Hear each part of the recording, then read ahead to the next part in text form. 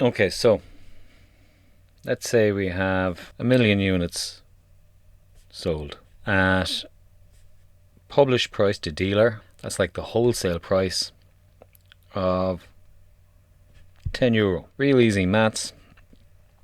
We get this 10 million figure of the amount of money made for the record label. And before we calculate the royalty for the artist, we have to look at deductions. Now,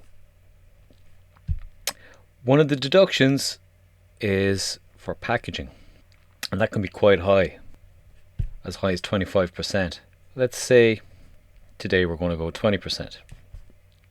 So 20% of 10 million is 2 million. Now, 20%, let's say if you bought the CD for a tenner, but that's like €2 of that is going towards the packaging. Is that how much it costs to make a CD, shrink wrap it, print all the artwork? No, that's probably about 50p per CD. But the record label sees the packaging as adding value to the product, so they don't see why they should be paying the band for that. Doesn't seem very fair. Other deductions, there's a historic one called breakages. Now, breakages could be anywhere from 10 to 15%, and that's a lot of money. Now, that comes from a historic period where music was released on shellac records. Now, if you drop a box of shellac records, they will all break. So there's a legitimate enough concern that they had that they were losing large amounts of their stock, so they didn't want to pay the artist for that. But they hung on to breakages as a deduction in a kind of a sneaky way when it moved from shellac to vinyl. And then when it moved into tape, yeah, they still kept deducting breakages. And onto CDs, yeah, still deducting breakages.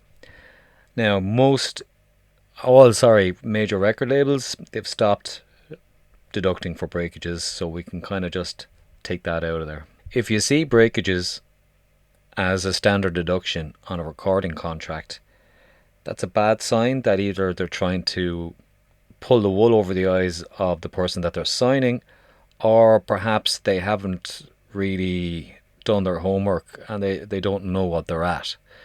You know, they might have just downloaded a standard recording contract from the internet that could be, 20, 30 years old. So you don't want to see breakages. If there's going to be breakages there, maybe it's a vinyl label or something, get them to justify the hell out of it. Another deduction is free goods. Now, free goods can be as high as 10%. And again, it applies to physical stock. So when they are supplying record shops with, say, 100 copies of an album, they might give them 10 copies of the album free. Keep them sweet, maybe as a negotiation, things like that. So they don't want to pay the artist for this 10% free goods. So 10%, so that's another million off the top. And the last one I'm going to look at is reserves. Now remember, breakages, I'm not deducting. Reserves go as high as 20%, which is another 2 million. Now, what are reserves? Reserves exist to make record shops less nervous. What do I mean by that? Let's say there's a new single by Jedward. Now, it could sync without a trace, or through some alchemy of irony and whatever, it could, be very popular. So the record shops don't know whether it's going to be popular or not. The record label will obviously want the record shops to take enough stock of this Jedward release in case it does become super popular. What happens if it becomes a viral hit and everybody goes to the shop to buy a copy for their children or nieces or nephews or whatever, and they don't have any copies of it, well, then the opportunity is missed, and by the time the stock has moved back into the shop, maybe the buzz has cooled down, maybe everybody's moved on to a different piece of music. So what you want is, you want the shops to have enough stock so if something becomes runaway popular, everybody can get in and get a copy. Okay, makes sense?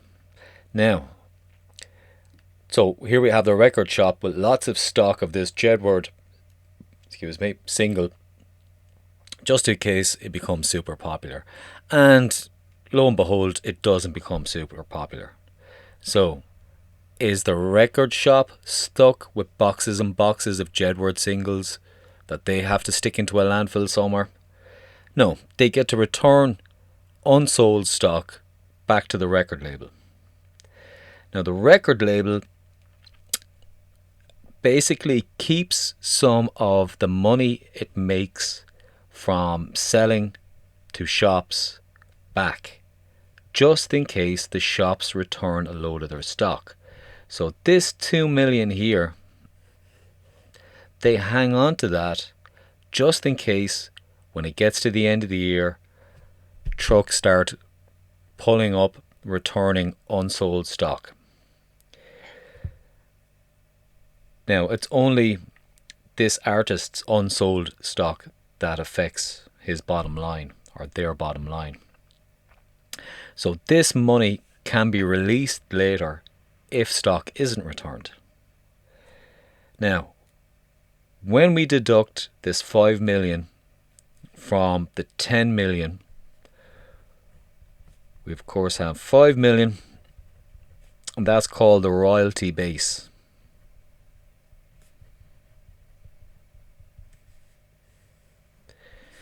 And it's from that 5 million we get whatever the negotiated amount of money, the negotiated percentage royalty rate was in the recording deal. So let's say it's 15%. Now, so 15% of 5 million is 750,000. Now, this 750,000 isn't delivered as a check to the band, because when they signed a record deal, they also got an advance. So minus the advance. So let's say the advance then is, the recording advance is 150,000. So we subtract 150,000 from 750,000 and we get 600,000. If there's a drummer, bassist, singer, guitarist, okay. Also, there's going to be a manager. Now, the manager might get 15% of this. Yeah, that might be the manager's cut. So 16 or 15% of 600,000 that's 90,000. So the band is left with 510,000. So that goes 4 ways. Okay, so that's 127,500 each for the band members for 1 million units sold.